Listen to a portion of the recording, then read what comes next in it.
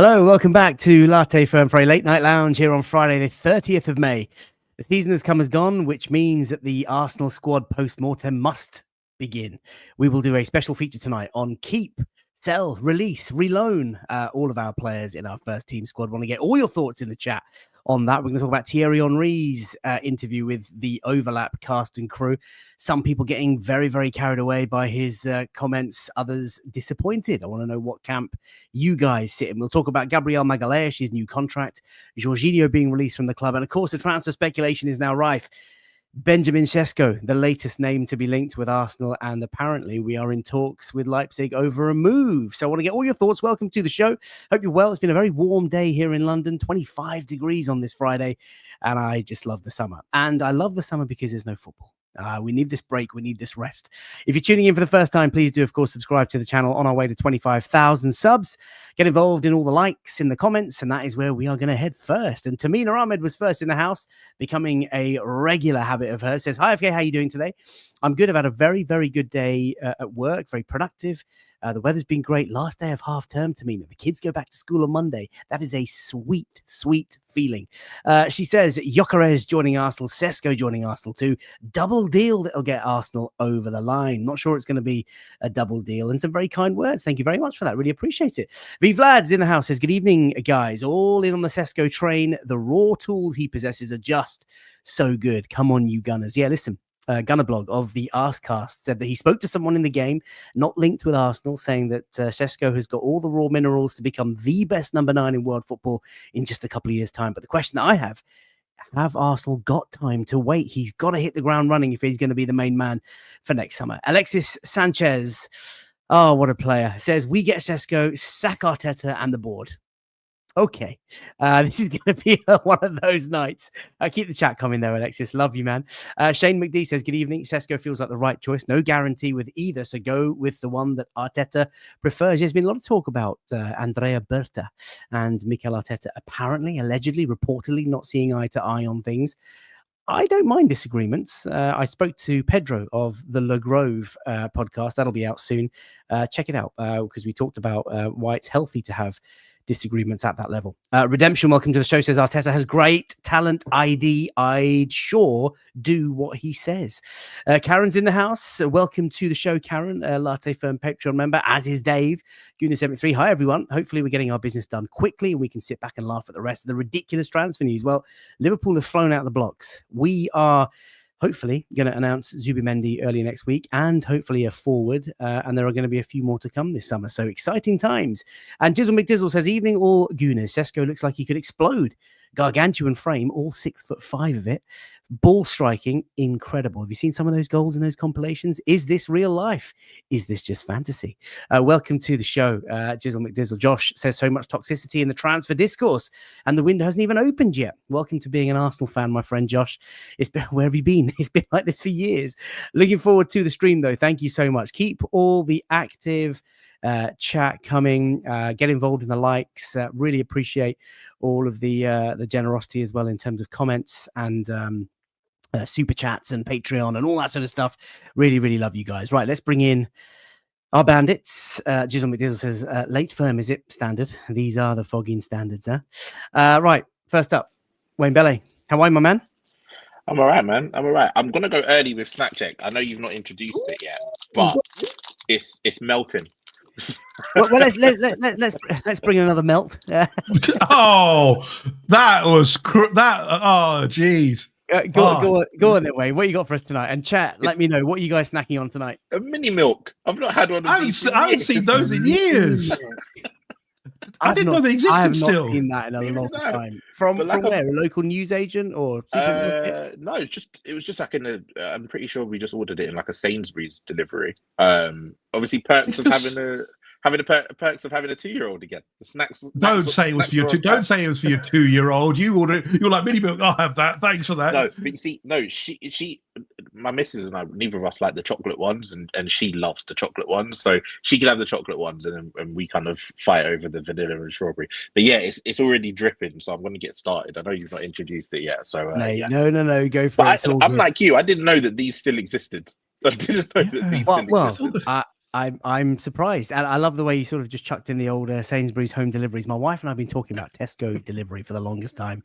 I can't justify spending that fee a month, but I'm telling you, I suspect it's worth it. You do it one at a time. Why spending a Hold on, monthly fee whoa. We have a person who just literally before we went on air said my tree surgeon just charged me so many thousands of pounds. Oh my God, Gareth! And you're talking about Tesco £15. I think the economics are slightly skewed here. I'm telling you, guys, we are in the wrong profession. So, ladies and gents, boys and girls, we have lots of trees where we live. And Gareth, I love you of New Acre. They are the best tree surgeons in the business. But every time he comes round and takes out a couple of trees and does all the root stumping and trims trees, it's like 1,200 quid. So what's going on? Again, I come back to economics. You're talking about Tesco delivery, like 15 quid a month versus 1,200 quid. Karen says, get the Asda and do the delivery saver. Right, snack checks. What we got here, right? So MCB says, checking in with my morning coffee from Australia. G'day. Looking forward to some transfer chat, he says. Henke, it's been so long since I've seen you in the chat. Says, yes, FK, let the transfer window be as bright as a shine from your beautiful bald head. And his snack check is peanut M&Ms. That is a great shout. Goodness73 says, snack check tonight is cookie ice cream sandwich.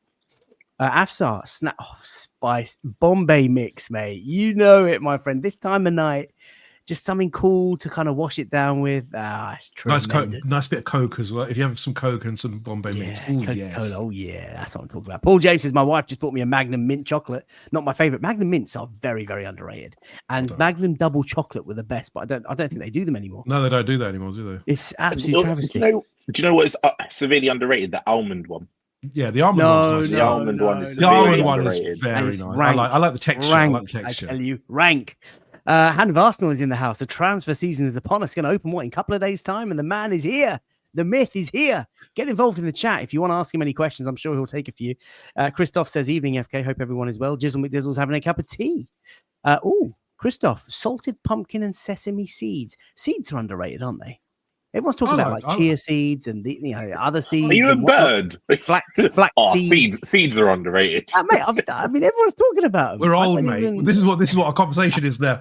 Ooh, we like a bit of some seeds, some mix. That's what he was talking about with the tree surgeon. That's what. Those seeds that you just like, they're underrated. Hey, folks. Farhan says almond magnums, ball. I'm not sure about the ball bit, but yeah, all right, fair enough. I'll give you that. Oysten says Lindt dark sea chocolate with a cool glass of oat milk. Oat milk's really trendy and fashionable these days as well. Well, look, what a great selection of snack checks you've got. I'm sure Yembele is going to terrify us with some sort of coleslaw lollipop or something. I'm going to show you mine. So the kids, obviously half term, and they had a play date today, and I have not had these in ages. I'm hoping they're not going to trickle out, but that's a classic. Yeah, absolutely massive, mate. Do you know what? I bet Yem, you probably go. What would you go for, Yem? Orange, caramel, the orange one. The orange truffle's good. Yeah, white truffle, hazelnut whirl. Yeah, love caramel that. Softy, salted. Most of it, I'll eat most of it, all of it. Do you know what? A Cadbury's milk tray is the one. In the days, do you remember they used to have multiple different kinds? Orange. So come on then, Yembele, enlighten the world. What have you got tonight? So I got like you said, a coleslaw lolly. I just thought I would pick one up. Can you imagine? No. I kept the milk theme going, and because Wayne said it a couple of weeks ago, I couldn't resist when I saw it in the shops. I got a Milky Bar. Love it. Love a Milky Bar. He's 7 years old. I don't get. Hold on, you got a milk. He's got a milk bar. It's true. We've all got milk-related products. Milk, yeah, exactly. Milk tray, that's actually quite coincidental, isn't it? The chemistry. Beautiful. This is what I'm talking about. The vision. Henri Bergkamp. And this was not planned. DJ D10 says, I have a nice sour wheat beer. Adam Molly says, FK, where are your Trinidad doubles today? Wayne, doubles. I'll hook you up again soon, don't worry. Got to hook me up with that again. Doubles. Right. Let's get into the content. Where were we? Through scrolling. Oh, Alexis, Arsenal FC got no ambition, he says. AXF says Zubi. It's a lot of caps. There are lots of capitals tonight. He's angry. He's angry. We are hungry. AXF says, Zubi, Šeško, who's next? We will talk about that in just a moment. Right. Hope you guys have all had a fantastic week. Half term is over. That is a joy because the kids go back on Monday. I know you feel that joy. Look at him scoffing down that Milky Bar. Right. Let's bring up the slides. It's melting. That's the problem. It's melting. I don't like it when it's like this. Well, enjoy it. By the way, well over 1,000 people across both platforms already. We're not even 10 minutes in. This is sensational. Hannah Versel, come on. You got to give us some nuggets of information tonight. I get the impression he's not so sure of Arsenal's interest in Šeško, but of course Fabrizio Romano has tweeted that we have engaged in initial conversations. That's going to be interesting to see how that sort of unfolds. Right, let's bring up the slides as we normally do. First up, got to congratulate our brilliant women team for the Champions League victory. Now, Wayne, I know you follow the Arsenal women's team. I've got to be honest, I don't watch them much. I did watch the last 15, 20 minutes of this game because it was quite exciting. But it is a magnificent achievement. Champions League winners for the second time. We should get 2 stars. And I think it just about confirms that we've had a better season than Spurs. Yeah, man, the Women's Champions League is a bigger trophy than the Europa League, didn't you know? Just put that in the bag. But no, listen, the women's team really did save us from humiliation as a brand, as a gargantuan institution that Arsenal Football Club are. But I don't know how you've described that last 15 minutes as exciting. that was as nervous as I felt for a while for a game, and it was just monumental for anyone that doesn't really follow women's football at all or aren't up to date. Barcelona are one of, if not the best team in women's football history. They were going for a three-peat of women's Champions Leagues, and it was just, oh man, it was real privilege and a real pride, a sense of pride to watch our defenders defend the way they did. And Leah Williamson especially, just shout out to her. Real credit for her career at Arsenal. Everyone talks about, obviously, Tony Adams being Mr. Arsenal. Leah Williamson is Miss Arsenal. And she threw everything in front of everything to stop the ball going in the back of the net. She was front and center and said, I will not be passed. And there are just so many beautiful little subplots to a lot of their storylines. You've got someone like Chloe Kelly, who's coming on loan to Arsenal, wasn't wanted, winning a Champions League with her best friend, Alessia Russo, who left Manchester United because she couldn't win trophies with them. It's just a lot of beautiful stories. You see in the picture there, Kim Little, our club captain, lifting it alongside Leah Williamson. Kim Little probably towards the end of her career. It's just a wonderful, wonderful achievement, like you said, and the only women's team in England to have not only one Champions League now, but 2. And yeah, it was just monumental because I don't think anyone sort of outside of Arsenal colours would have given us a chance in that, just because of how bloody good Barcelona are. And it's just fantastic. And FK, just so that you are aware, the Arsenal women's manager was, hired in the middle of a season after the main manager got sacked. So, not everything needs to be negative. Sometimes you can sack a manager and win the Champions League. Just keep that in mind. Hey, listen, Mikel was appointed in the middle of a season and he's doing very, very well. But we'll talk about Mikel shortly. Yembele, listen, as we know, your daughter sort of comes in and hijacks the show most weeks. But as a father to a young girl, this is actually quite important. It's quite. I've never, ever sort of watched women's football. I'm very open to admit I know nothing about it. I don't enjoy watching it. Like, it doesn't get me out of my seat. But I think it's really important. We both got a daughter each, and it's quite inspiring, I guess, for that sort of generation, right? Yeah, of course it is, because football is now such an ingrained part of people's lives, and certainly for our kids as well. We are Arsenal fans. It's ingrained in them. But as well, our kids play football at school, so both our daughters play football at school. And obviously, naturally, you tend towards some kind of, not idolism, but you always look up to somebody in terms of who you play football with. And naturally, my daughter started asking about the Arsenal women's team because it's a natural thing. She knows about the Arsenal men's team because we you and I go on about it all the time. But the women's team interests her because they're girls, and she naturally wants to find out how they play and what they do. So it was really good. Actually, she watched. My daughter doesn't watch too much football in terms of sit there and watch a game, but she actually watched the Champions League final and quite enjoyed it.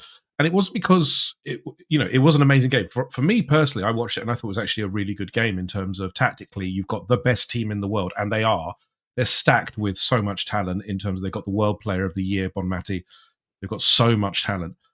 But to watch our team, who had gone through every round and put in that kind of performance, considering what's been going on, it was such a big testament to that team and the effort. And I'm hoping that it imprinted on my daughter and that she will, want to go to more games. I'd love to take her to a few more games, whether it's the men's, the women's, just to, get her to understand why we go, why we enjoy. Again, we've been, and I think your daughter is a bit further ahead than my one, but I do think this has helped in some case. And I think hopefully loads of young women, loads of young girls have been inspired by this because it's such a good team. It was such a battling victory. You had, as Wayne said, Leah Williamson, who has been there for so long, Arsenal fan, putting her body on the line. But you've got so many stories in there, and it really was such a big moment. It was indeed. There's a very touching sort of photo collage of Leah Williamson as a mascot, I think, from her younger days, and now, of course, such a polished professional and played for Arsenal so many times, in England so many times. Winning the Champions League. Just before we move in, I've got a question actually for both of you, which is somewhat related to this, but more as dads, because I don't know if you've seen or heard the backstory. Leah Williamson's dad is a massive Spurs fan. Now, obviously, Leah Williamson led Arsenal to this Champions League, and at the end of the game, you can see the shock on her face as he comes onto the pitch to give her a massive hug, and he's got an Arsenal shirt on. Now, as dads of girls, if your daughters were in the Spurs women's football team and they've happened to achieve something as great as this, could you? Because I don't know if I could. He might be a bigger man than I am. No, he's either drunk or completely out of his head, because in no way would I put a Spurs shirt on, apart from the only thing I would do with that is burn it. I think. No, don't.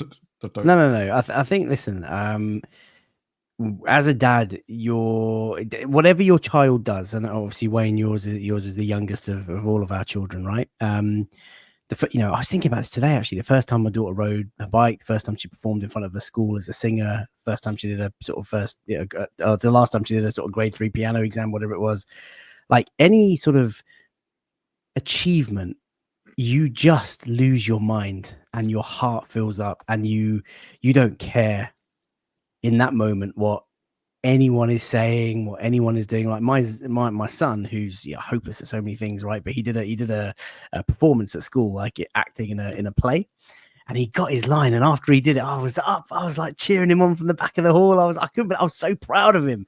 Like all I'm saying is, like, I mean, I want to give it the macho stuff and say absolutely fucking not, mate. Oh, wouldn't catch me in a Spurs shirt. But if it happened, I mean, you just lose yourself, and you're so happy in that moment for your loved one. I don't know is the answer. And if that's what's happened with Leah Williamson's dad, that's a classy thing. By the way, Ian's got the comment of the night already. Bella, your daughter might come in again once she realizes that you've nicked her confectionery. She doesn't like milk. She doesn't like chocolate. My daughter does not like chocolate. It's the weirdest thing. She loves sweets. Loves sweets. Right, let's talk about Thierry Henry, because he has been on the overlap, gents, this week. I don't know if you've both seen the entire show, but I'm sure you've seen the clips going around. Two particular moments. One talking about Mikel Arteta building, and it's a tall building now. And, in the last sort of 3 years of this build, he's not shown any cup for it, or not even a final. And then he sort of compared us to Manchester United, 5 finals in their past 5 years, 2 of which they've won. The United that we laugh at, he says. So he's putting pressure there. And then there's another clip going around about the lack of transfers and activities. And he sort of says, he got Sterling. when we all wanted centre forwards. And I thought that was very, very disingenuous. Wayne, let's start with you. There is no doubt Thierry Henry is, if not the biggest, one of the biggest legends to come out of Arsenal Football Club. And I completely understand why some people will hang on every word he says about the club at any point, whatever channel he's on, whatever interview he's giving. What did you make of his contribution to the overlap in the week? Well, I try not to watch these kind of shows because I don't enjoy them. I think they're there to just kind of to boost like Man United and Liverpool related stories. But when I saw sort of the overreaction, and I'm going to call it an overreaction on social media because that's what Arsenal fans do, I had to watch, not only because it involved Thierry Henry, but because of all of the comments and sort of discourse around it. And I just think that it's all a bit silly from the reaction of it. I think he said some things that are a little bit dumb, like the Raheem Sterling comment, because if you remember back to last summer, Arteta tried to get Šeško. The problem is, if we're led to believe reports from last season, the main issue why Šeško didn't come was because of minutes. He wasn't sure that he would get in over Kai Havertz, and that would be a bit of a problematic statement if that's coming from Arteta. Now, I don't think any new signing should be guaranteed to be the nailed-on number one and start every single game. But if this is your big-time striker, they shouldn't be concerned that they're not going to play enough to warrant signing for you. That would be a bit of a concern. But I think that a lot of Arsenal fans that are very pro-Arteta are very sensitive about a lot of the criticisms that come his way, whether that's a case of loyalty to him, whether it's a case of just being defensive and supporting the club or whatever it might be. But I just think that everyone's kind of got carried away and not actually paid attention to some of the things like that Man United comment. All they've heard is, why can't Arsenal be like Man United? When that's not what he's saying at all. It's the case of, even at their worst, Manchester United have made 5 finals in 5 years. I don't want Arsenal to be like Manchester United in the sense of we're finishing 15th, blah, blah, blah. But we couldn't make a final along the way. Like, we are this good. We've been this good for 3 years. We couldn't make a final despite a team as bad as they are making a final. But he was also very, very positive about a lot of things that Arteta has done. He's credited a lot of things that Arteta has done. I just think that along the way, our fans have just got very, very, very, very sensitive to some of what I think are deserved criticisms, because we're a very good side who I think are underachieving in some of our ambitions in terms of winning trophies.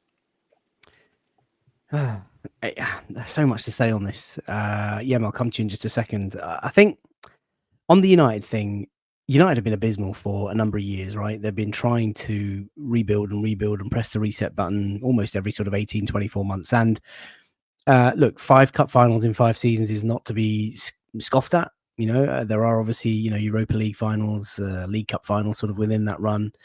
But there are clubs and there are periods, Wayne, where there are better clubs.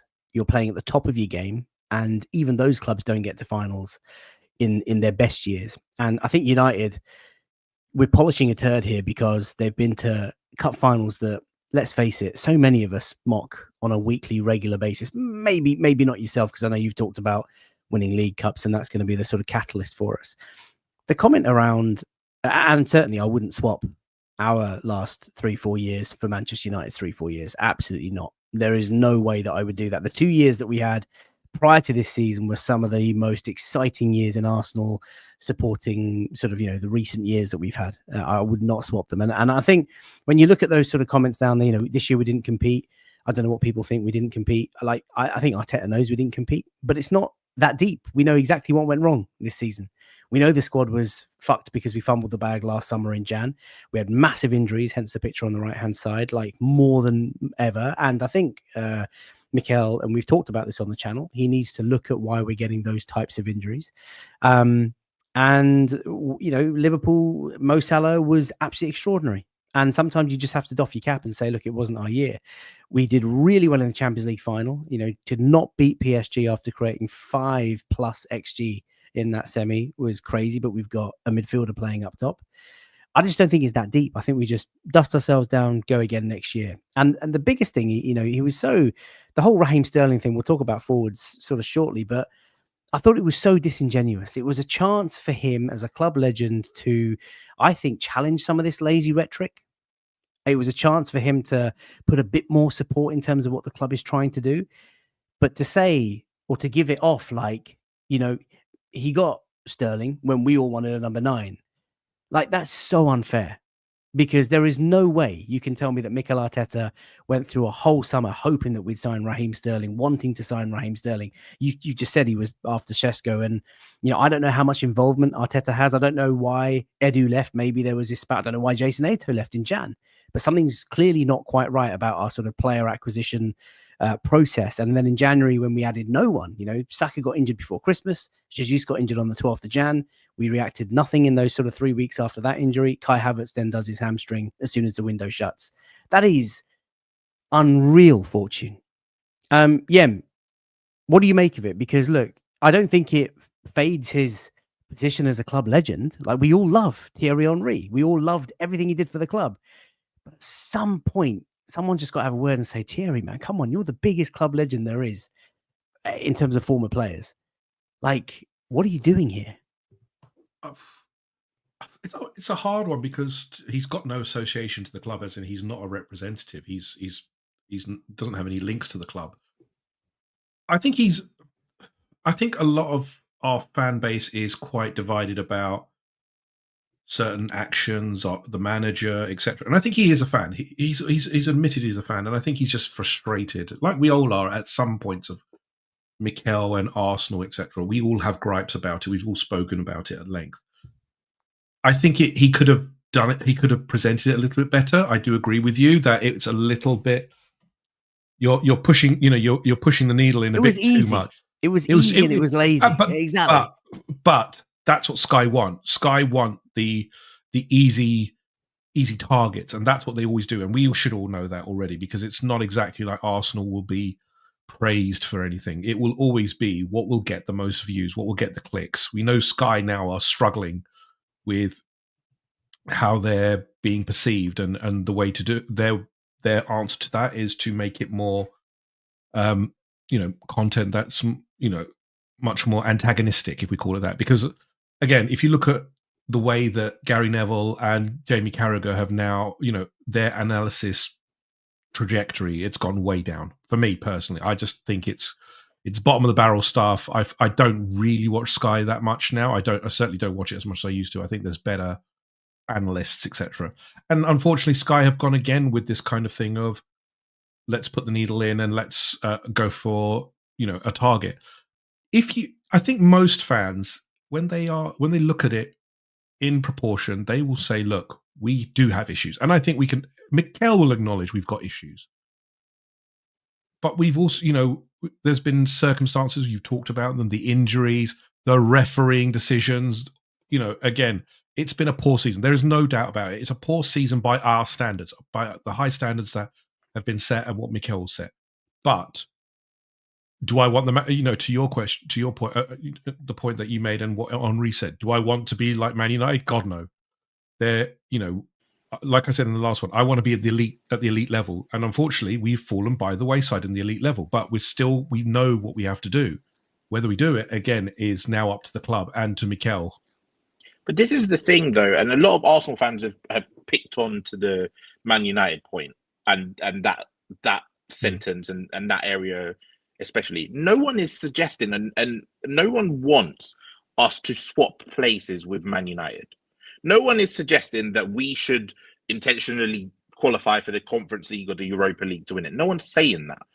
But why is it always with Arsenal fans, whether you're pro or anti-Arteta, it's either, well, you want to win the Premier League or Champions League, or you want to finish sixth and win and be Man United, or finish 15th and be in the Europa League final. There is a middle ground where we can finish second or third and be disappointed with our Premier League campaign and not winning it, but come away with a silver lining, which is a trophy along the way. And I know that Arsenal fans, FK, you are number one for this. Are very snobby when it comes to trophies. You want the big ones. You want the Premier League. You want the Champions League. But we have to be realistic. And That the in FA our Cup. history, and the FA Cup. No, always. No. FA Cup. He saved Arsene Wenger. Always FA Cup, not League Cup. Couldn't care any less about that. At the end of the day, we have to be realistic in the fact that we've not in our history won a Champions League. And in the past, obviously, we've not won a Premier League for the past 20 odd years, and we've won 3 in the past 30. Like, we have to be somewhat realistic that there are only 4 trophies on offer every single season. And when your window is as small as it is for football teams, and as good as we are, it is not good enough to continually keep ending up empty-handed. And like I've said on this show before, psychologically, getting over the hurdle with your first one, whether it's a Champions League, a Premier League, a Carabao Cup, or an FA Cup, you tend to then be springboarded into more and more. This is why I don't understand the conversations with Arsenal fans. It's always either win the Premier League or Champions League or be Man United. Why can't there be that middle ground where we do what Liverpool have done? They finished second, they finished third, but they've ended up with last season, they finished third in the Carabao Cup. Like, that would still represent a somewhat good season. No one is saying finish 6th or 7th and win the Europa League. No one wants that. I mean, so why? So hang on. Listen, I understand all of that. Like, obviously, we want our club to go strong on all 4 fronts and win all 4 trophies every season. But in reality, it's not going to happen. And when you think about where we've come from and where we are, the squad is just not deep enough, Wayne, to win the league, let alone any of these cups. And listen, it would be fantastic to be sat here tonight and to have missed out on the league, but we went to Wembley and won the FA Cup or the League Cup in February, March, whenever it was. But like, the very purpose, the very point of comparing us to United and saying, look, the 5 finals in 5 years, as that's the standard, that is just simply. But he's not called ridiculous. It the standard. I know he's not, but he's why use that as the comparison? Because Man United, as bad as they are still making finals, and us, as good as we are not. And I've said that there are clubs who go through 3-4 years of being at the top of their game and actually only reach maybe 1 or 2 finals. The finals that United have reached are not finals that you want to get to. I think there is. Mikel does have an issue in that he doesn't utilize his squad correctly. I think this year was a different exception. The injuries were horrific. If you look at the injury chart, we've got like 27, whereas the next lowest is 23, and that was, I think, one of the lower teams. But I do take on board, and I think we said this in a number of occasions, Mikel doesn't rotate enough to help us be competitive. It's always burn the team down to the max and play Saka in the League Cups, do the silly things, not trust players and not go for the gusto. It is disappointing. I'm like every one of us. We all want to win a trophy. We want to win the prizes. But we all, again, this season has had some highs. We have gone further in the Champions League than ever before. We were close. It just feels like we're so close, but we're as Dwayne said, we're just not getting over the line. And I think it's deeply frustrating because we can see the quality. We are probably, if on balance, we didn't have the injuries and the decisions, we probably would have been closer, if not ahead. I'm not saying it's necessarily the case, but the problem is that a club our size can't be like Chelsea, where we have 41 players and can have a squad so deep that it can, accommodate these problems. We run a budget, and when we lose our top players, which we did, a majority of our top players went out this season, we're going to be affected. And that's what's happened, unfortunately, this season. And listen, we took some of these games seriously. We took the Newcastle 2 legs in the semi-final seriously. Havertz played. He was absolutely like running on fumes, running on empty. Yeah, exactly. Saka coming on against Manchester United in that, we went out on penalties, of course, but like, it's not as if he's just forgone them. The squad just hasn't been deep enough. And I will pick up this comment from Alexis saying FK dismissing the League Cup. What a fan. I mean, look, I don't care how you dress it up. The League Cup for me personally, and just me, is just not a priority. I do not go into any new season with any sort of desire to go out and win that as a priority trophy. It is, as far as I'm concerned, if you can do it, it's a lovely bonus to have on the side.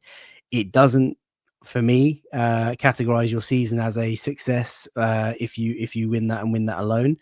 And just on the Europa League stuff, United and Spurs, fine. They got to the final, they won it, but both of those teams lost 20 times in the Premier League. They have finished 15th and 17th. It is not sustainable. And let's not forget the quality of the Europa League this season.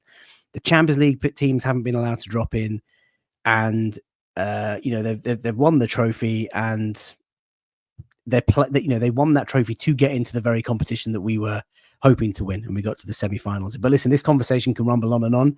For me, in closing, I love Thierry Henry. Absolutely loved every minute of it. Lucky enough to witness so much of his greatness on a weekly basis at the time. I just find some of these comments a little bit lazy, a little bit easy. And I think he had the opportunity to kind of, like Arsene does so often, like Paul Merson does, where they sort of just, they stand up for the club a bit more. And I know there's a little bit of spice there. There's a little bit of history in terms of not getting the youngster coaching gig and wanting to take the club over with Spotify and all that sort of stuff. I don't know how he gets on with Mikel or doesn't get on with Mikel. And frankly, it doesn't really matter. But I just feel, the whole Sterling one left a real sour taste in my mouth. And that's just how I feel about it. Loads of comments coming in. Jonathan says, good debate. Thank you for that. Really appreciate that. Viggs, welcome to the show, says it's a pointless discourse. His words are being misinterpreted by fans online. He's stating that during crunch time, we falter instead of rising to the occasion. Arsenal fans are part of the reason we're struggling, says Raphael Serun Kumar.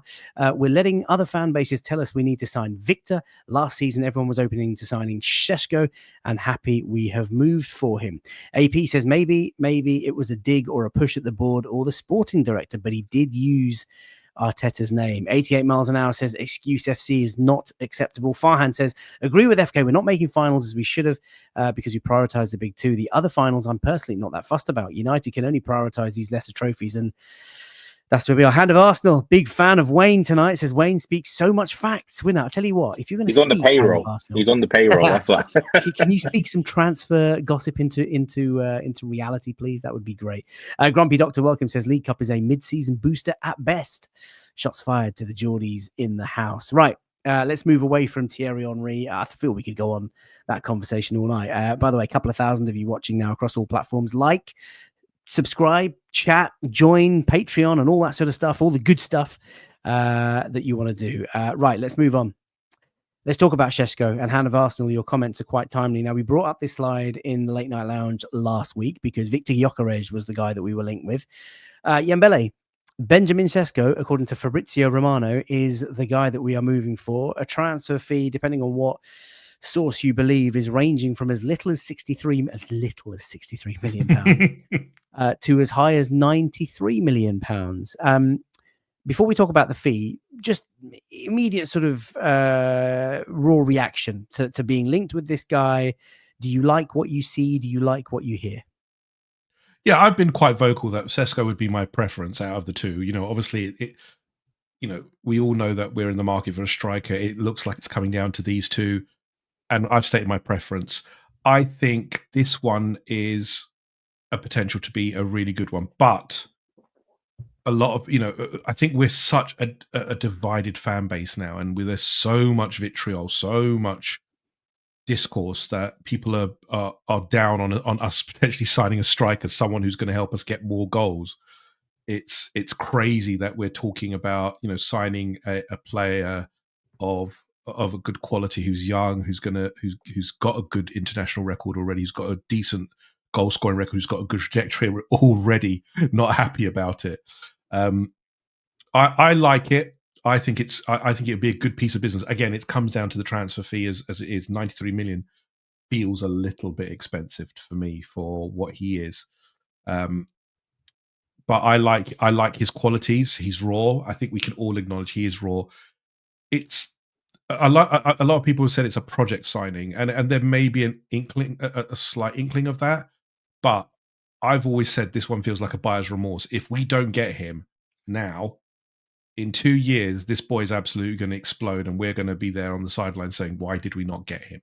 So for me, I would like this one to happen over the Gyökeres one. But as I've said on many occasions, I just want a striker. I want us to execute quickly and get a striker in. If it's not Šeško, if it's Gyökeres, fine. But get my striker in, get them working on preseason, and make it happen. I do not want this whole thing dragging out till the middle of the window or the end of the window. It just cannot happen. So if Šeško comes, going to be very happy. If Gyökeres comes, I will support him. But get this done now. Wayne, Jonathan Kay saying that both players would be a risk. Look, every transfer that comes into any club is always a risk. We've just never had the luxury to kind of just, get rid of them, loan them out, write them off, and just, bring in a new shiny toy. It feels like there is going to be a summer of intent from Arsenal. What are your takes on young Benjamin Šeško? 21 years of age, 6'5", plays football in Germany, has represented his national country at under 16, 17s, 19s, and 21s. But he's got a long road ahead of him. Yeah, he does. And I don't think that any striker that we sign, you could even chuck the interest in Ollie Watkins into this conversation. I don't think anyone's a guarantee. They could come here and they could completely flop.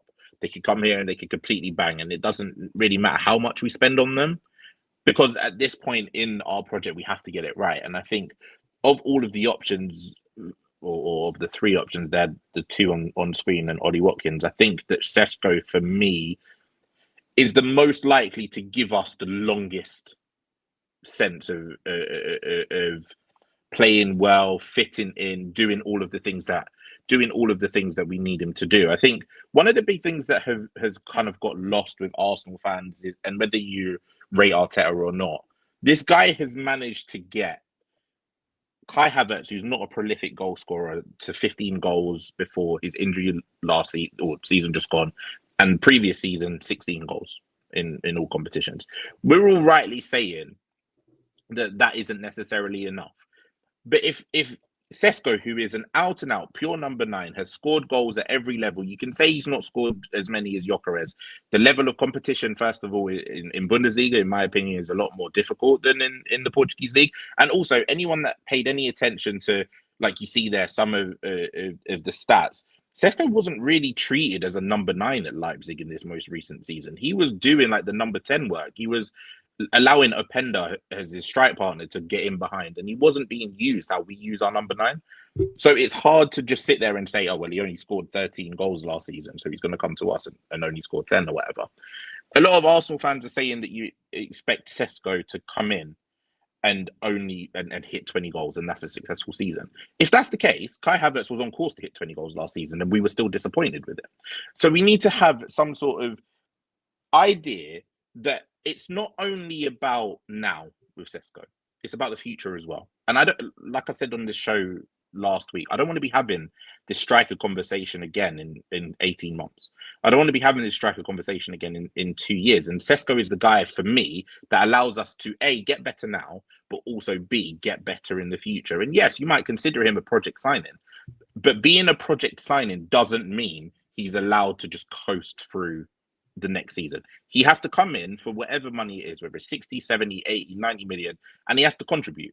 And it's on Mikel Arteta to get the best out of him, to get the best out of Kai, because it's not only on Šeško to come in and score all the goals that will win us a league, win us a Champions League, win us whatever. We need to get more goals across the board from our front 6, 7, 8 players, whoever it is. And Šeško needs to be a big part of that. And if he is the one that signs, I'm hoping that he will be successful in not only his first season, but for the next 5 or 6. With Gyökeres, I'm not certain that I'm not certain about him with his, first of all, back to goal, and I'm not certain about him with contact in the Premier League. Like, there's just something that is a little bit off with him. And with Ollie Watkins, I'm sure he will score goals for fun in his first season, but I don't want to come back in 18 months' time and the striker market is completely bare because Ollie Watkins' legs are starting to go at whatever age it might be. I think as well, we do have to, make this very clear. I think all of us understand Šeško cannot be the only forward signing that we make. There must be someone else in the forward line, not necessarily a striker, but a winger, something else to help that forward line, because it lacks depth. This season we lacked depth in that piece, and Šeško alone is not good enough. That's very clear. As Wayne said, he will contribute, and him and Kai, I think, can work well together in whatever shape, whether they're playing together or if they're playing separately. But we do need some kind of another player who's going to contribute, because the numbers for outside of Saka are not great. So Jizzle McDizzle says it right there, and Wayne just alluded to it. Not one Arsenal player reached double figures for goals in the Premier League this season. Our top goal scorer was 9. There were 23 goal scorers ahead of Kai Havertz. And not only that, if we can get a midfielder, a defensive-minded midfielder who was brought in for duels in Mikel Merino to play as your striker and score 8 goals in 18 games or whatever, 9 goals in 18 games or whatever it is. Yeah, exactly. Are you telling me that a guy that can hit a ball as clean and as powerful as Šeško or Gyökeres, whoever it might be, won't come in and bag goals with the chances that the likes of Saka will create for them? Like, I'm not expecting him to come in. Exactly. I'm not expecting him to come in and hit Haaland numbers. I think a lot of people hear the money that we might spend on Šeško and expect him to hit Haaland numbers.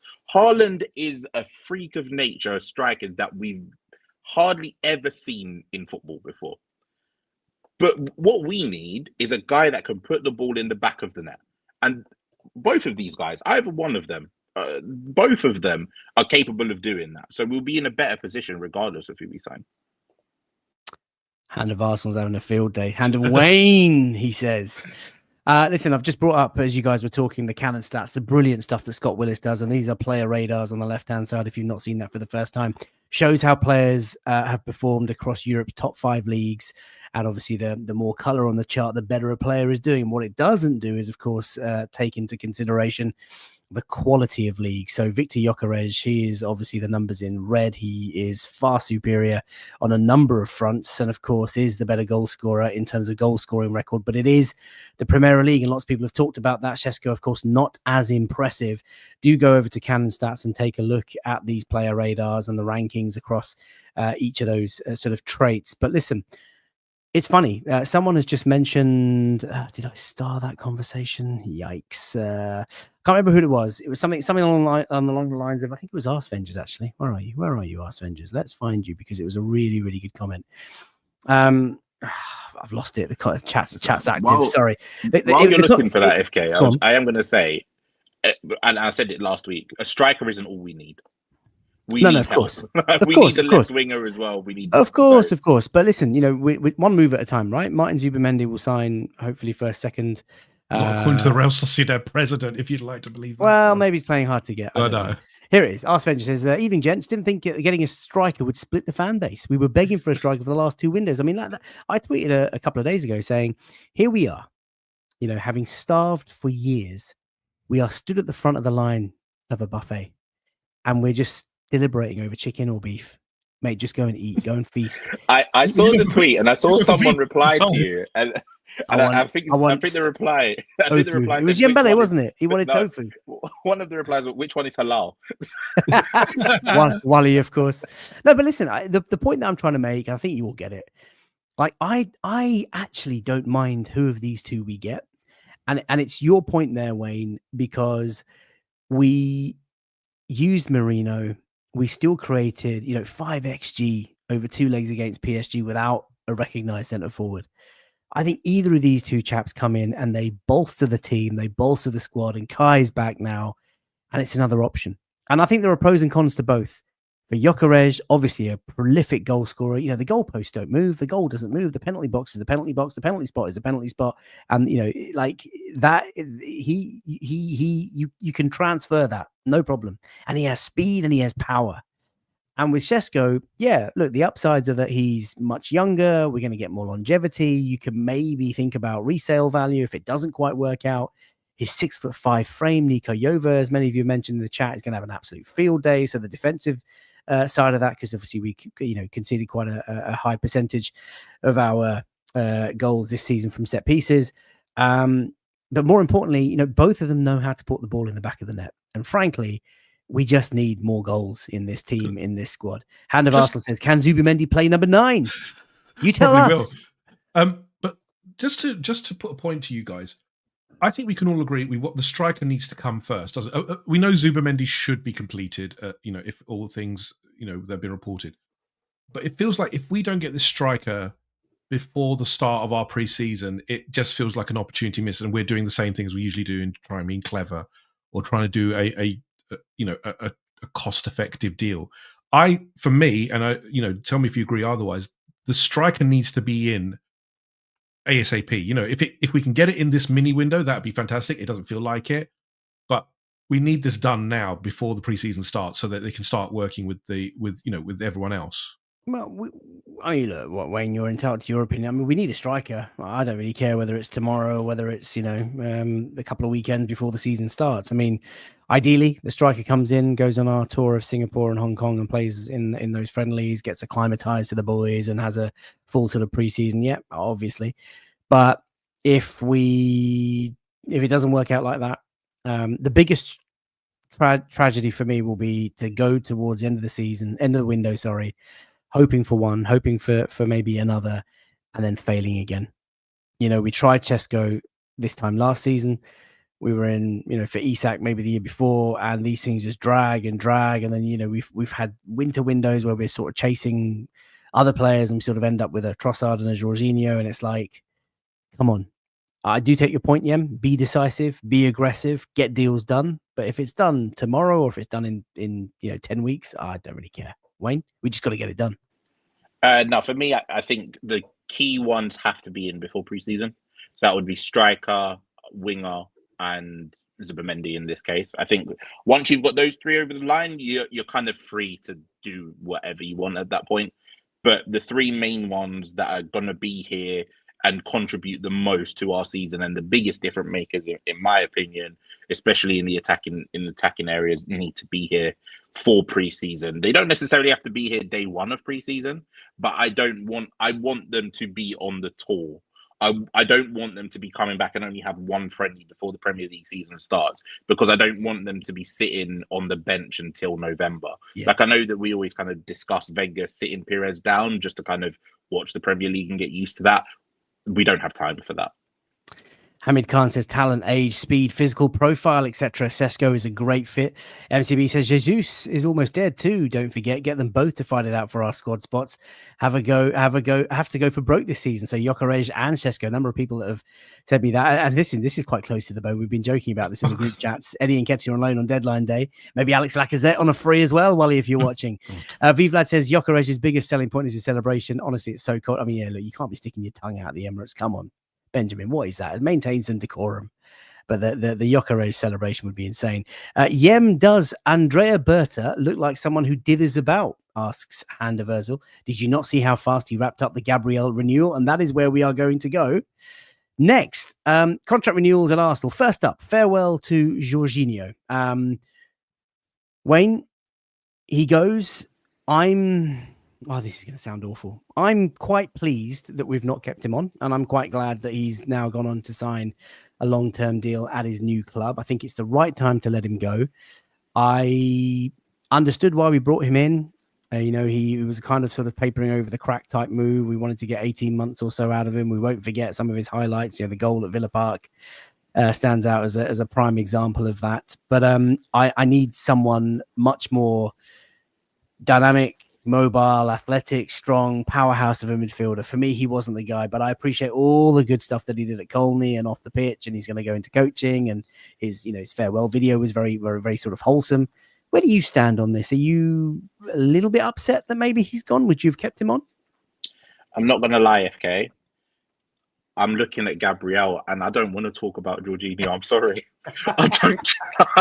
I'm looking at Gabriel. Should have done it the other way around. Yeah, you should. Yeah, you can talk about Jorginho, but I'm sorry. You both know how much I love that man. You both know how much I praise and love Gabriel. And the fact that the news of his contract renewal this week has come out has filled my heart with such joy. Like, everyone's kind of focusing on Saliba's new contract, Saka's new contract, a potential new contract for Trossard, Martinelli, whoever it might be, the new signings. Gabriel, for me, was the most important piece of business that we could do this summer. And the main reason for that is because he is so important to how we defend. And I was so scared that he was going to leave, not because I think he wants to leave, but because we saw what happened at the start of last season, where there was the talks of Saudi, he was kept out of the team for the first couple of weeks. Kind of what the Brazilian career looks like when it comes to money. If they get thrown the bags, and I have no issue whether you're Brazilian, English, Turkish, or from Trinidad, it's a small window for a football career. If Saudi come in with money bags and you want to go, you just have to go. You just have to accept it. I was so scared he was going to go. And everyone is rightly worried about potentially Saliba joining Real Madrid. But Gabriel, man, like, he is out, to me, our best defender. I think Saliba's a better player, but Gabriel's our best defender. And he started this project, if you still want to call it that. He was Arteta's first signing. He was the guy who, he could have gone to Man United, who at the time were better than us.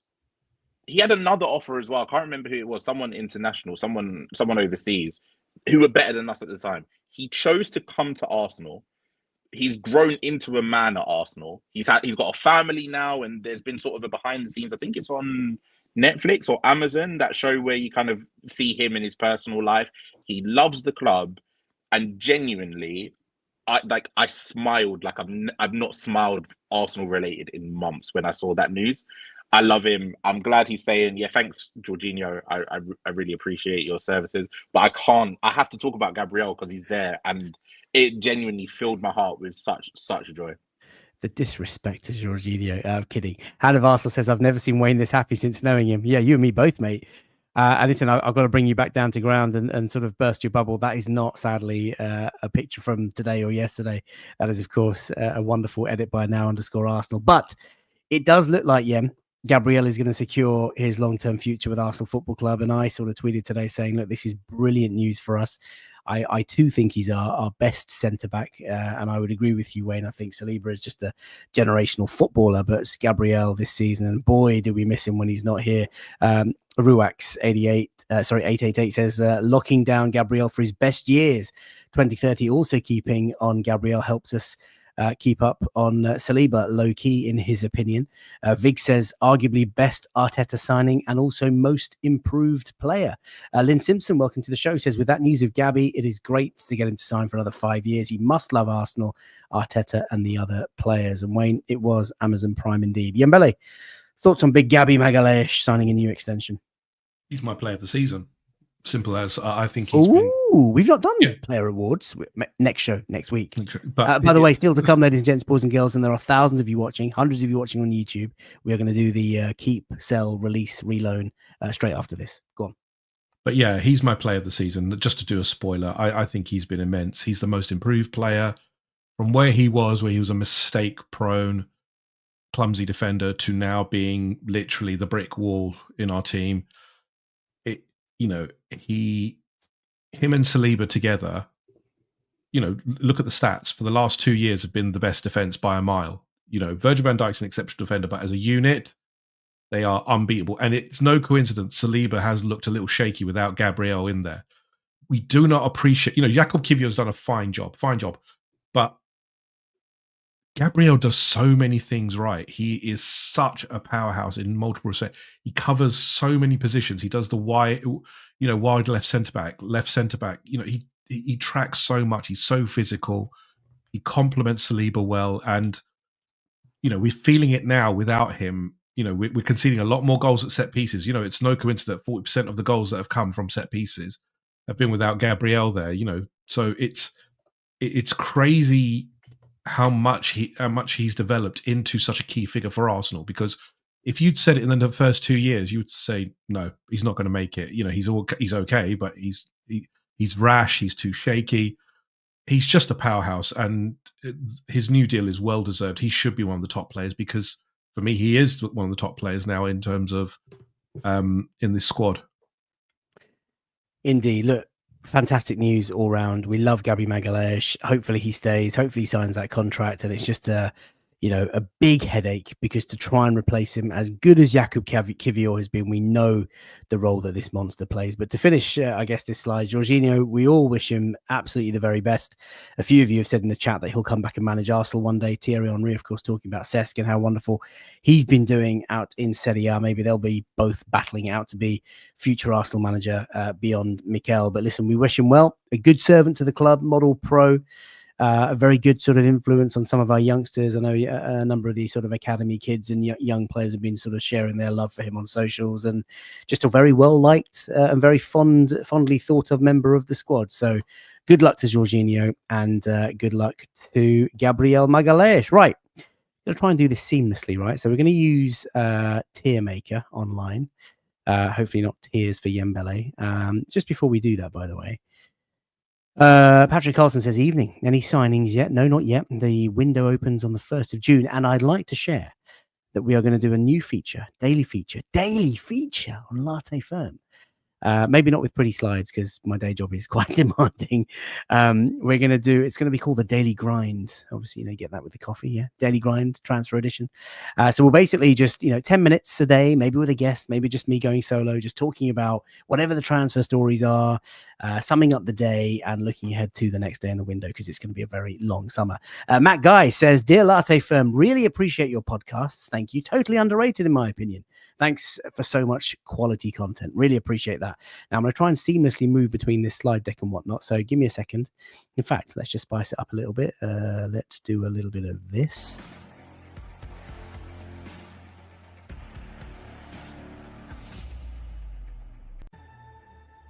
Let's bring this. The music covered your mic. Can you hear me now? Am I drowning? Yeah, Am I clear? I was talk amongst yourselves, basically. I'm just trying to close slides, and it's so difficult, honestly. You're on mute, Yem. We've been doing this for 6 months. Oh, yes. Oh, by the way, fantasy football. Let's just do that very quickly.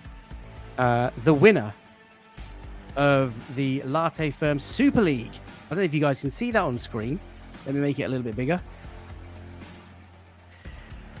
Abds 11. Abdullah Umar has won the Latte Firm Super League. Over 2,000 teams entered. I finished 341st despite not making a change after game week 1, which is quite some going. And Abd's team, I don't know what I'm looking at here. Here we go. Raya, Kibior, Variol, Kirkej. Salah must have carried through a lot of people this season. Mbuemo, another player linked with Arsenal. Jared Bowen whacking up the points as well. But he finished first in the league. Very, very pleased for you, my friend. He has won. So Abdullah Umar, get in touch with me on X. Drop me a DM at Latte Firm, and you will win an Arsenal shirt of your choice, my good man. So let's remove that. There we go. Seamless. See that? All right, let's get rid of the music because it's just getting me carried away now. Right. Okay, hang on. Stop. The juices flow, and I just get in the mood. What's being said in the chat? Yeah, the background music. Here we go. Taylor came 12th. Is that you? Taylor BC. Jinky Majinky. FC. Oh, these team news. Oisin, 102nd. Fantastic achievement. I love that. And where did you come? Just remind the people, where did you come, Faisal? 341st. Ball knowledge. Knowledge. Hey, listen, I didn't make a change after game week 1. So I'm quite proud of that. Scott McTominay's still in his team from last year. He would do it. Indeed. Right. Before we lose all of our punters, let's move on to crikey. If I don't tell me I've lost it. No. Oh dear, we're going to be here for a couple of hours, aren't we? No. Well, Grandad here figures everything out. Oh, it's not working. Right, don't worry. No, it's all good. It's all good. Grandad. What are you talking about, Grandad? Right, here we go. So I'm sure you guys have all seen this before. Is that now on your screen? Hey, it's worked. Right. So now, chat, we are going to do keep, sell, release, because obviously contracts are coming to an end, or you might just be fed up of a player, or reloan, and that could be incoming and or outgoing. And so hopefully you can see on screen. Don't know what's up with the order of players here, but let's give this a whirl. How are you doing this? Are you doing it as what should happen or what we'd like to happen? We are going to have a conversation, and we're going to come to a conclusion of what we are going to do with these players, my friend. Not what will happen, because Mikel Arteta is an absolute lunatic and he will go against the grain as always, but what we would like to see. And so, look, some of these are going to be very, very easy. Some of these are going to be maybe a bit troublesome, a bit sort of conversational, and others, well, let's see what we do. Right. Let's see. Right. DJ D10 is in the mood. Woohoo! He says, this will be exciting. That's the spirit, my man. That is the spirit. Donald says he came 279th in the fantasy football. Well done, Donald. Maintain your decorum. I know you finished above me. Let's not get too excited, but that's not very difficult, to be fair. Right. David Raya, gentlemen, I think that is an obvious. Let me start with that. Keep. Or, Yembele, let's come to you. Look, news of Joan Garcia, 20 million euros from Espanyol, goalkeeper of the season in Europe. Potentially Kepa. There's a name that's been linked with Arsenal. He's available for £5 million. Maybe could he come in and do something? I don't know. What are you doing with David Raya, Yembele? The Golden Glove winner 2 seasons in a row. No, this is an easy one. Keep. Well, this is why Mikel Arteta is going to replace him. Is it not, Wayne? That's true. Wayne, I mean, look, Joan Garcia. If he comes in, would you be open to selling him like he did Ramsdale? If you get a monumental offer for Raya from like a PSG or a Barcelona or a Real Madrid or someone like that, you maybe consider it. But no, I'm keeping him. Okay, fair enough. Really easy. The next one is obviously Neto, our reserve goalkeeper. Played once out in Girona. Tried to make a save from inside his own half, outside the box. Bin. Which was there should be another category here. Bin. Did he? No, we're gonna be respectful about this, Yembele. Okay. Oh. Did he play in the Emirates at all, Neto? He didn't even make a single appearance. He didn't make a single appearance. Wow. He warmed up though. That's all that God. matters. He didn't warm up. Taylor says Kepa for 5 million would unironically be a very good backup. £5 million quid. No. He's not even 30. Yeah, and he's terrible. 67 million. What a I'm telling you. Mike Jones says Neto, bin. Everyone says bin. You should have a category here called bin. No, we're not going to do that. We're going to release Neto back into the wild. Neto, thank you, my friend, for your service. The next one, generational footballer. I mean, only raving psychos would consider losing William Saliba. Sell. Well, if he doesn't sign, a deal, he doesn't sign the contract. Okay, so here's a scenario: Real Madrid come knocking tomorrow with £100 million. What are you doing? Tomorrow, I'm rejecting. No, if it's tomorrow, I'm rejecting. But if he doesn't sign a new deal, then I think you have to be logical and say, look, then you have to start thinking about selling. You guys would genuinely be open to selling. Would you rather he just run down his contract? Give us another 2 years service. Do a trend. No, we're not in that situation. We need money. Like we're is the money more important than having him for another 2 years? No, the money he can bring. The money he can bring. I think the money he can bring, because he's, even with a year left, he would be at least 70, 80 to 100 million. Yeah. He's that. Okay. Well, look, Saliba, I paused for a moment there. Get him to sign a new deal and we won't worry. Okay. Next up, Kieran Tierney. Obviously, look, he is leaving, it would seem. But what a brilliant way to go in the last few weeks. Just phenomenal. And for him to score as well against Southampton was just the most wholesome moment. Wayne, I mean, he is going, but would you have maybe entertained another year of Kieran Tierney? No, it's the right time to move on. We've not used him to his strengths. We don't play to his strengths. And we can't really rely on him injury-wise. I know he's not been as injured sort of this recent season as he has been in the past, but you can't rely on that forever. I love him, but yeah, I don't think it would have made any sense to keep him. It's amazing the number of people that are saying, keep him if we can. What a brilliant guy. Ignore Wayne on this. I like ignore Wayne on most things.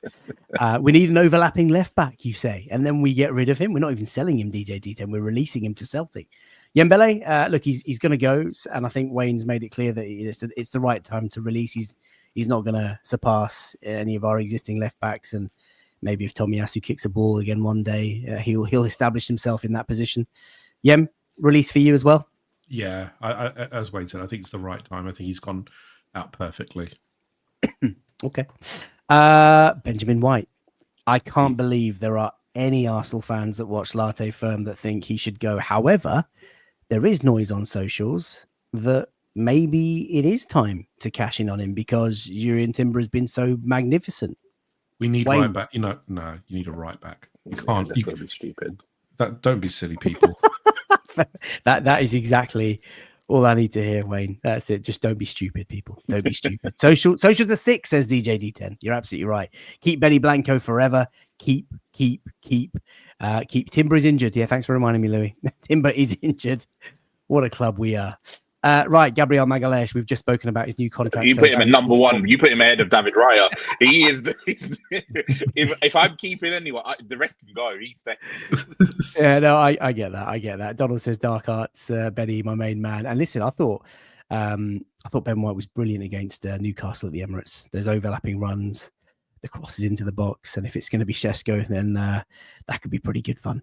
Jurien Timber, what a fantastic season he's had, especially after recovering from an injury. I'm not even going to put this to both of you because he, for me, is my player of the season. I know you love Gabriel Magalhaes.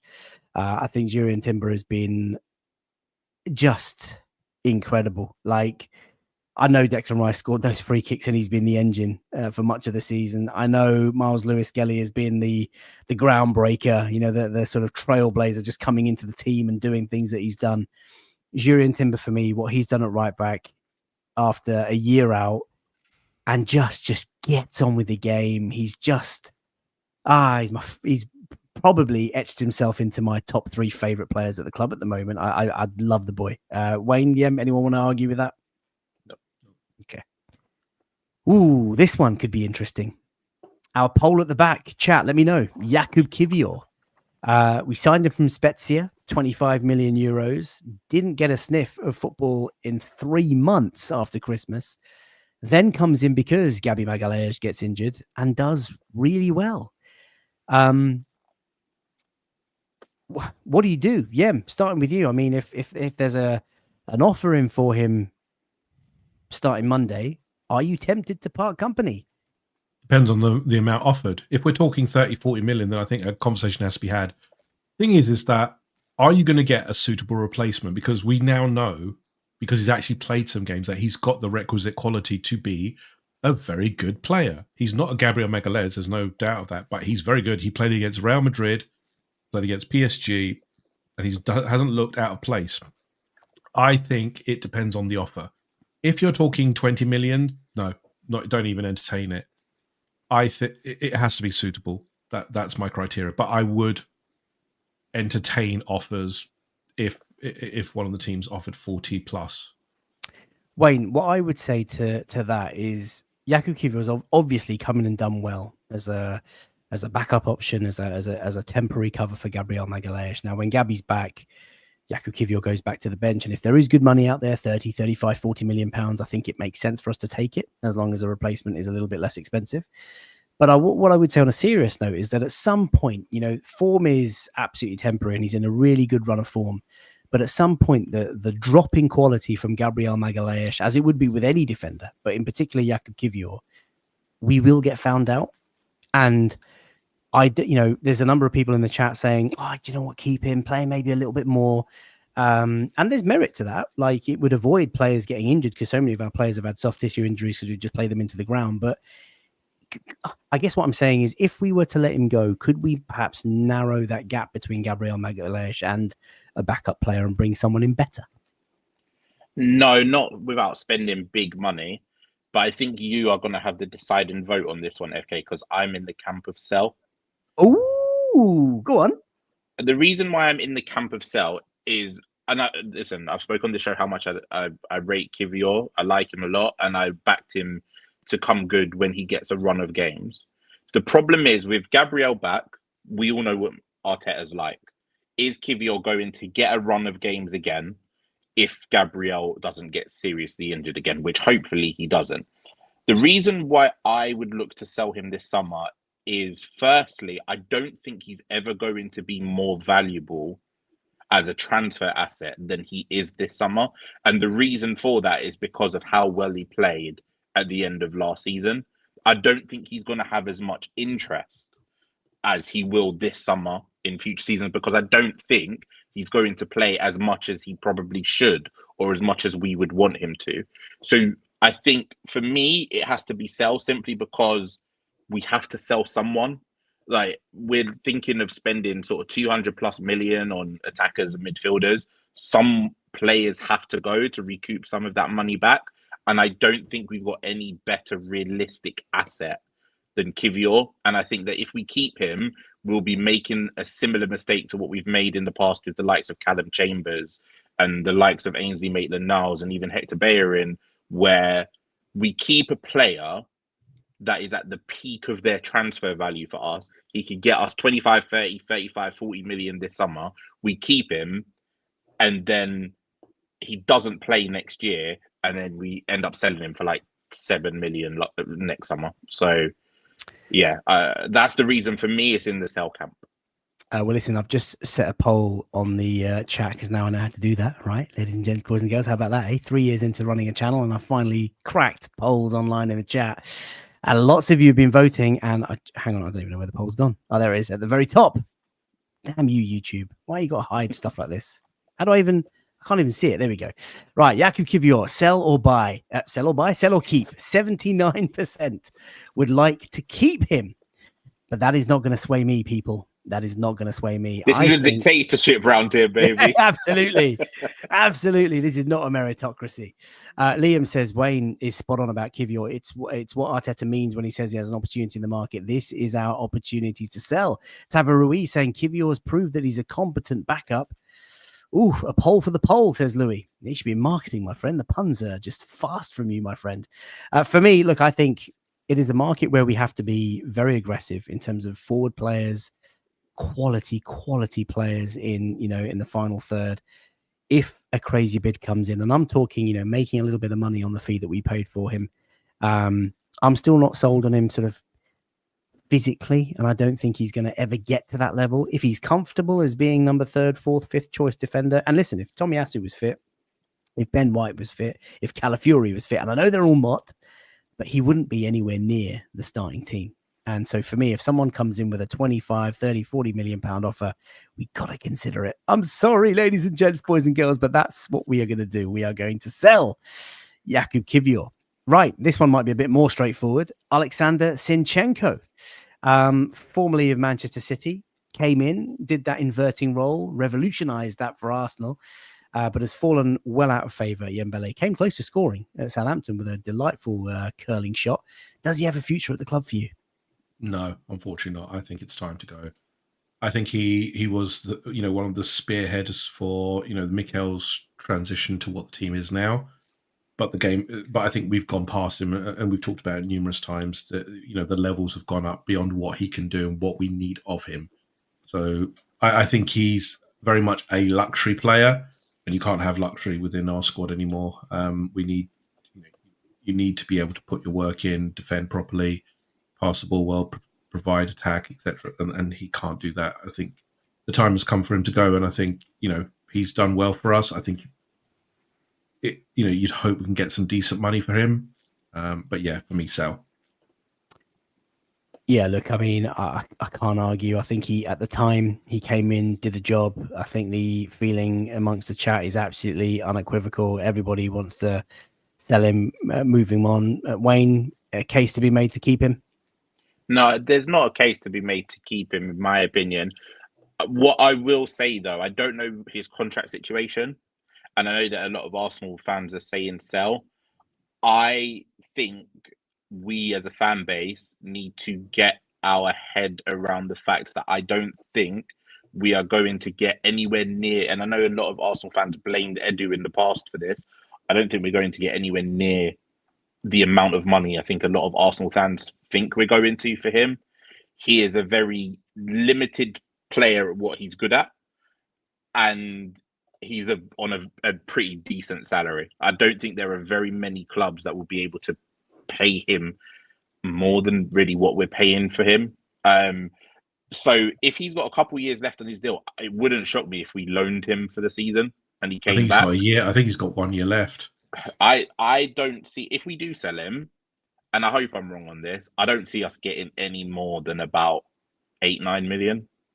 Well, listen, he is on a hefty wage because he was one of the more experienced players that Mikel signed.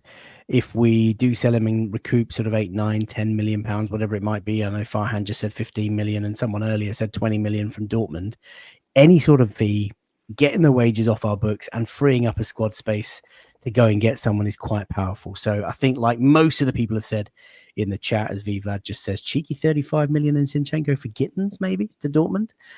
Boston just says, in Berta we trust. I think it is time for Zinchenko to move on. This is going to be quite difficult. Takahiro Tomiyasu. I sense from the Arsenal fan base there is a huge level of frustration around a player who obviously has so much injury issue. I don't think selling is an option, obviously, because he's out of action for until 2025. But if he was flirting with fitness, Wayne, would you keep him? Would you take any opportunity to maybe move him on because he will just get injured again in future? Like, what's your thoughts on Tomiyasu? It's a tricky situation, and obviously people have their thoughts and feel bad for him and wish him well. But I think the sort of vicious cycle of football is we can't keep relying on the unreliable. And I think that with the injuries, I'm leaning to, obviously it's not going to happen this summer, but I think we will end up releasing him from his contract. And he'll probably maybe go to a lesser intense league or somewhere where he's comfortable to just kind of play maybe once every other week or anything like that, where his body permits him to. He's obviously going to stay, like you said, but if there was an opportunity to sell or loan out for a better situation for him and us, I think we should be looking at it. But obviously, he's going to stick around for at least next season. Yeah, look, I'm going to put him in the keep because we are going to keep him and because he's injured. But I do agree with you. I think if he was, let's say, fit now throughout the summer and an Italian club knocked on the door and said, hey, look, we'll give you 15, 20 million quid for a player that you spent that sort of money on, would I take it? I think I would. And I really feel for him because I think when he plays on his day, he's absolutely brilliant.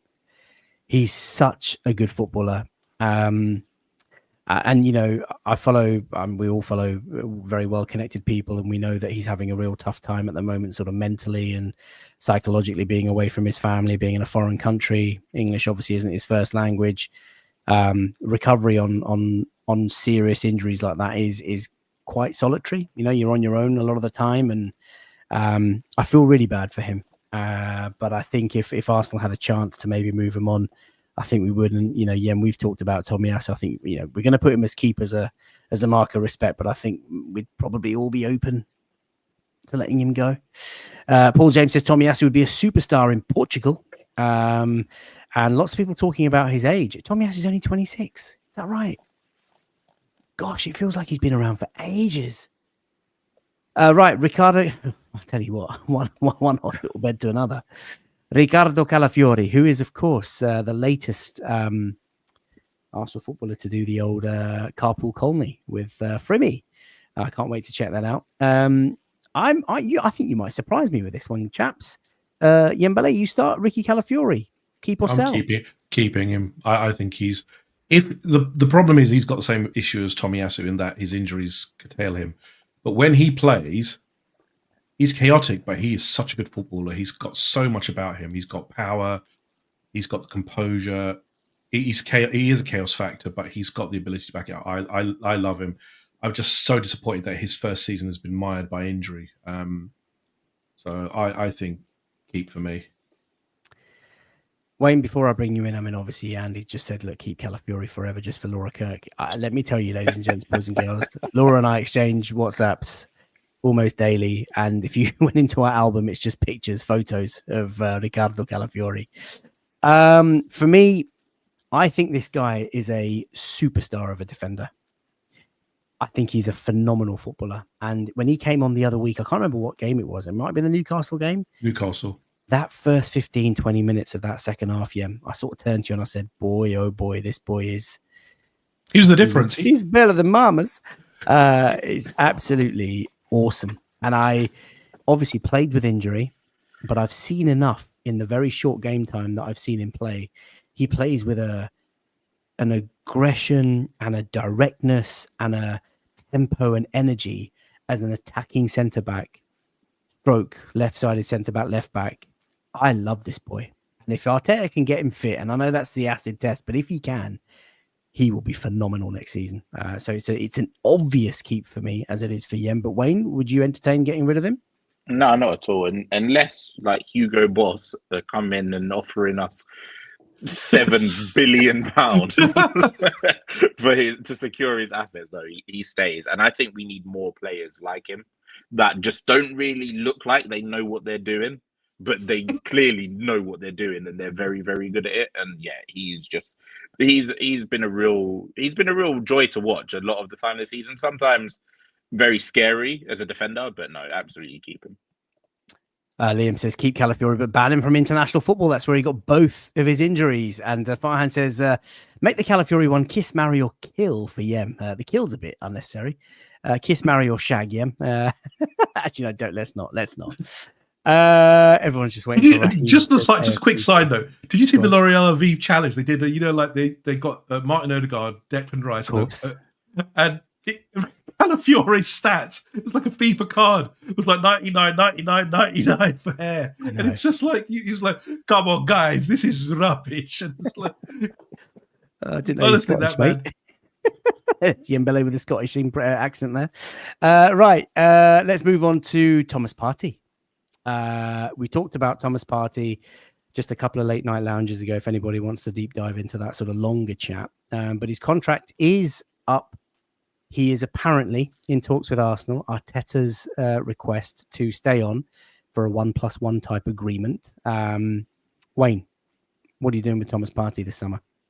I think it's the right time to release, like I said a couple of weeks ago, simply because I think this squad needs a bit of a refresh, and I think we need to, like you said a bit earlier, get a bit more physicality, a bit more legs in midfield. He's had a great year when it comes to his injuries, but like Kieran Tierney, I don't 100% trust whether that's going to be the case for the rest of his Arsenal career. So yeah, I feel like now is the right time to let him go. But yeah, the Arteta's kind of decided that that's not going to be the case. So I imagine that contract will be signed and announced within the next couple of weeks.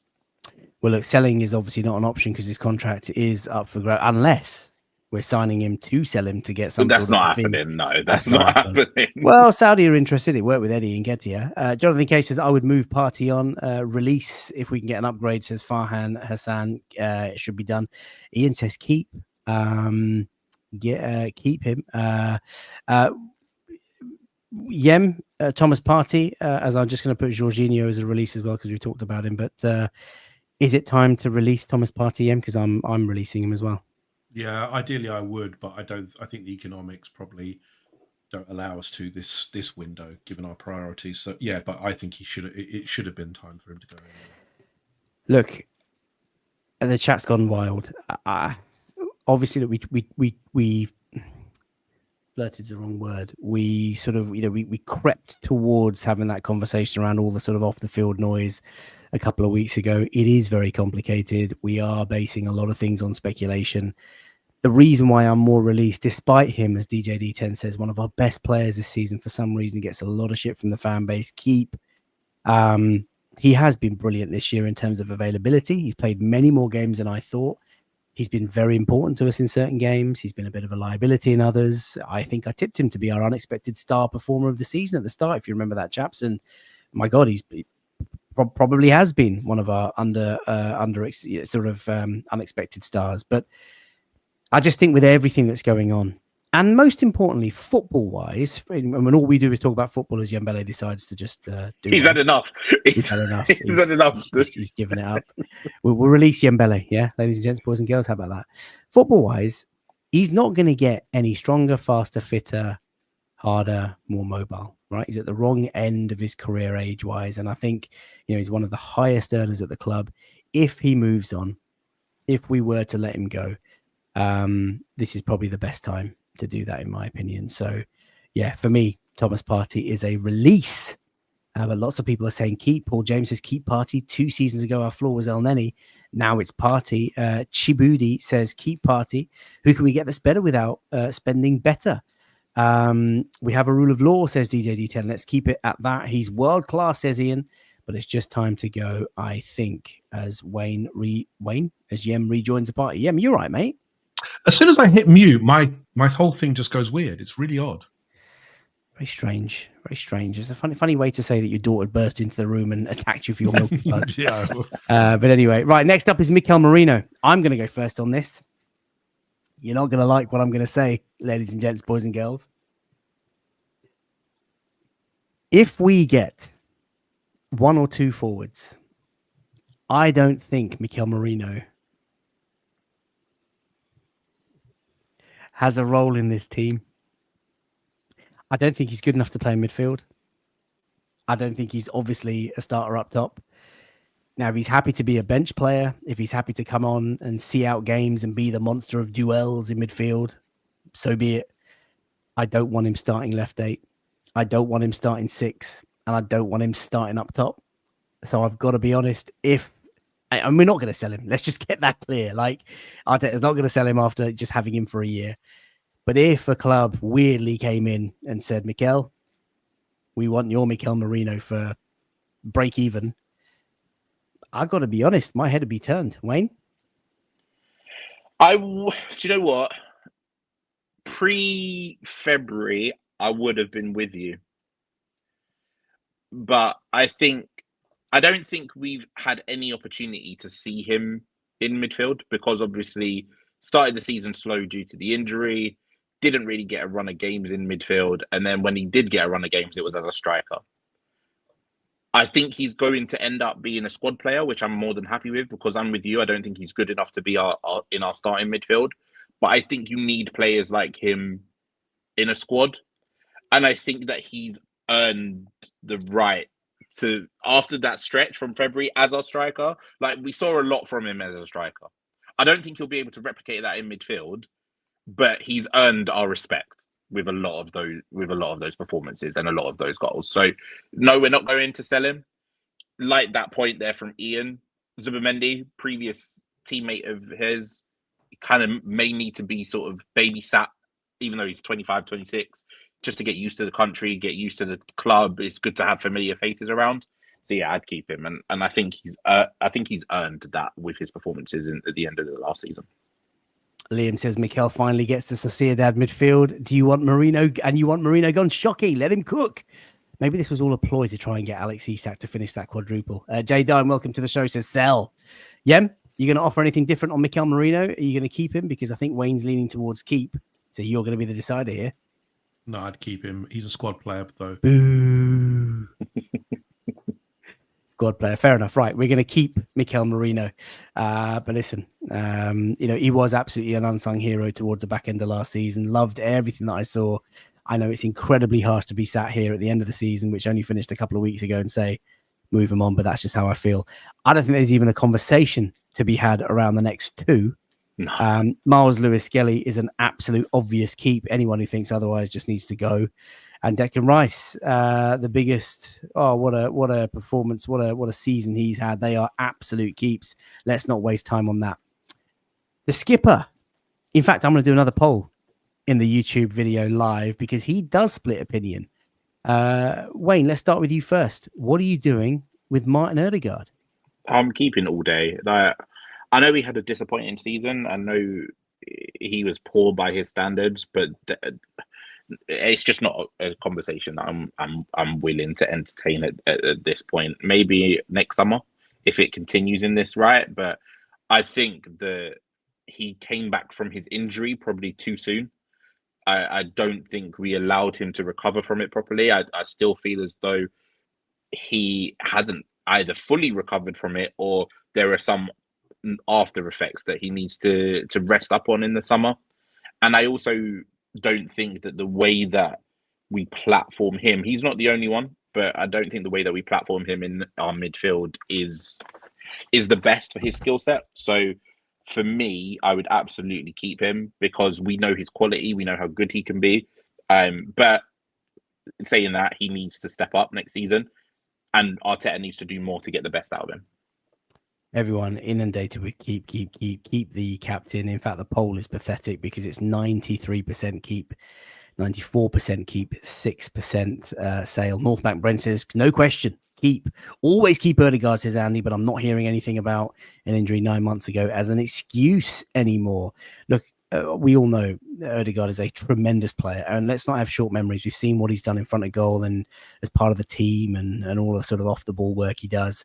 He needs to be back to his best. If it's an injury, if it's surgery that he requires, have the summer, enjoy the summer, eat the biryani, come back stronger, get in the gym, and let's see you next season, Skip, because we need you, and we need you to lead us to that title.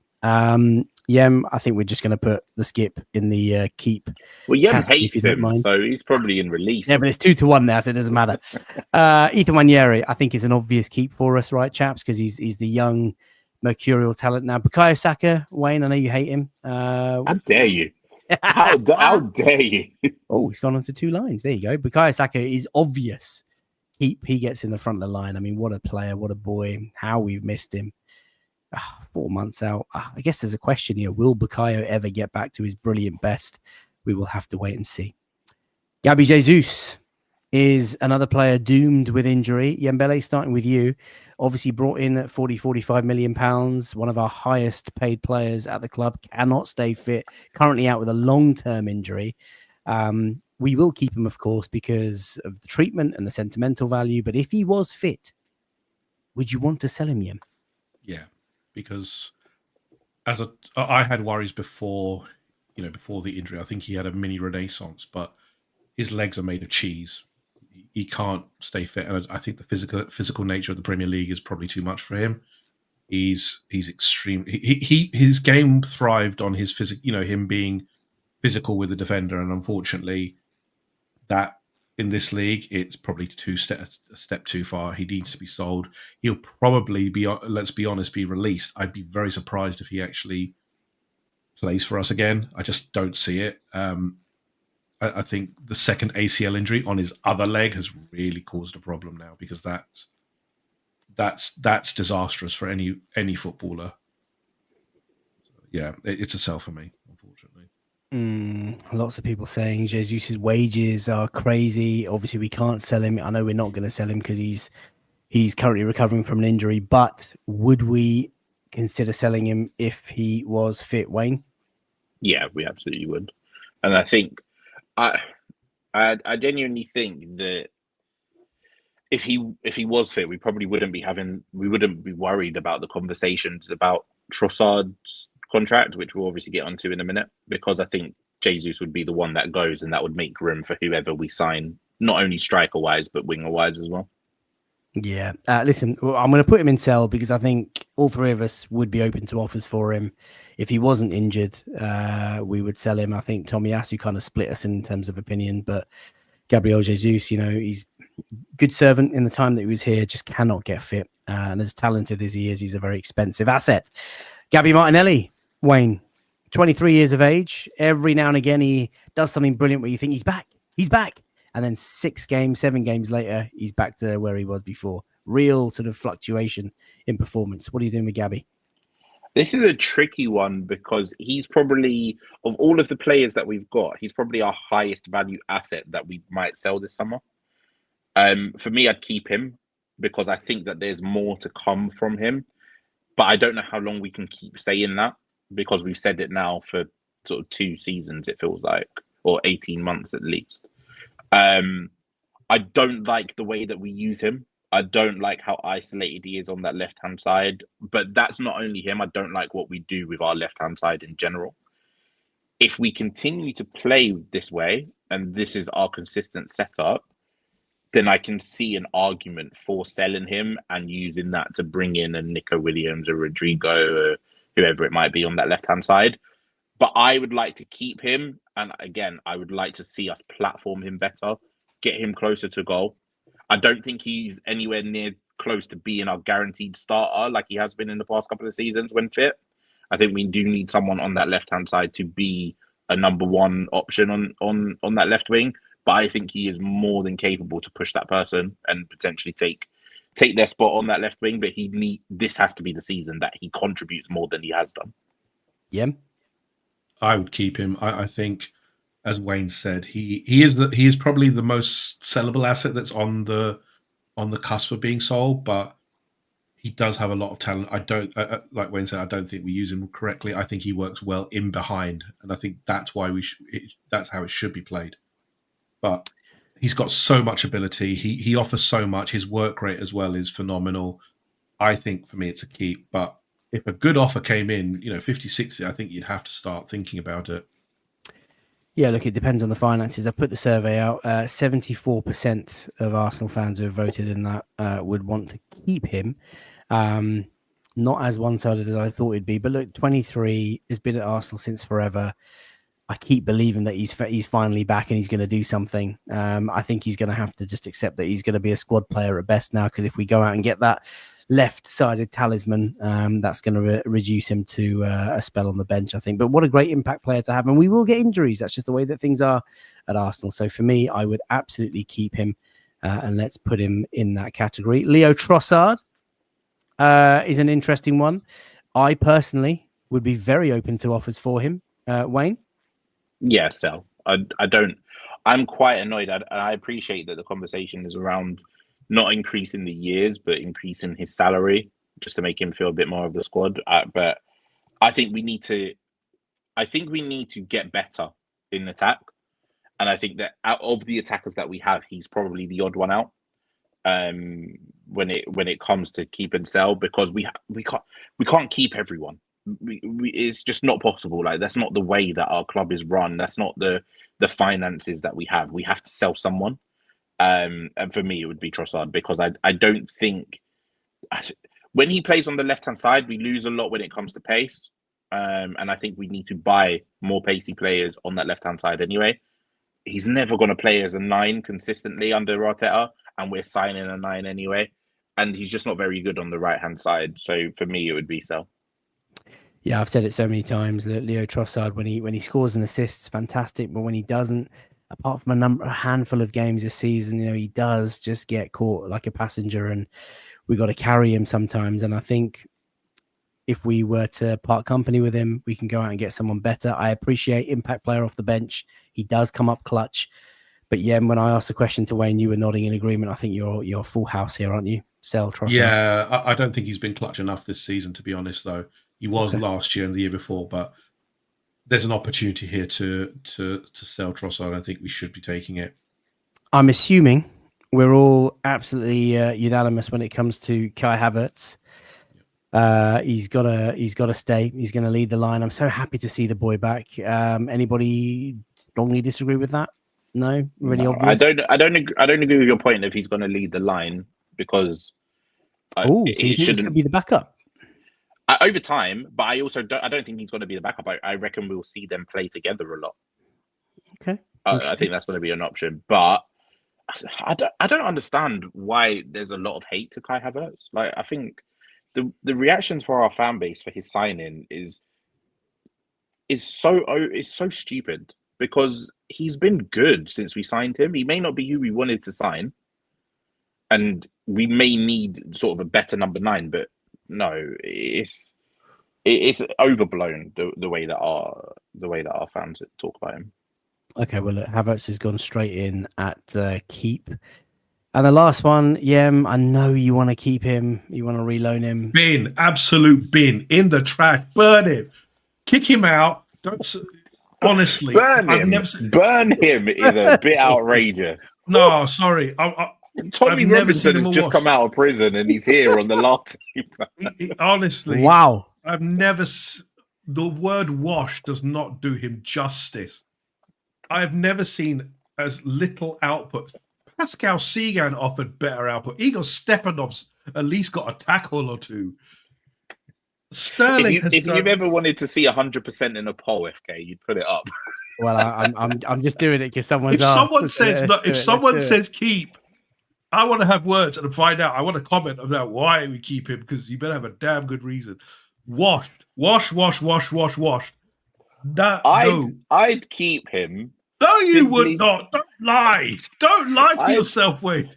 I'd keep him simply because I want to see how long it takes. I want to see how long it takes for him to score a Premier League goal for us. You'll be waiting until he retires. He ain't going to score again. A very expensive way of doing it, I feel.